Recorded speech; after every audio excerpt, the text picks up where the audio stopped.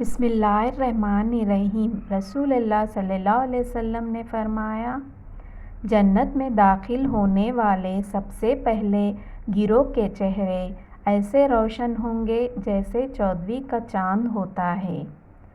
جو گروہ اس کے بعد داخل ہوگا، ان کے چہرے سب سے زیادہ چمکدار ستارے جیسے روشن ہوں گے۔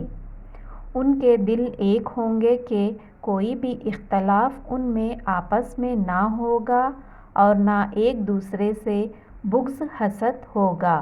ہر شخص کی 2 بیویاں ہوں گی۔ ان کی خوبصورتی ایسی ہوگی کہ ان کی پنڈلیوں کا گودا گوشت کے اوپر سے دکھائی دے گا۔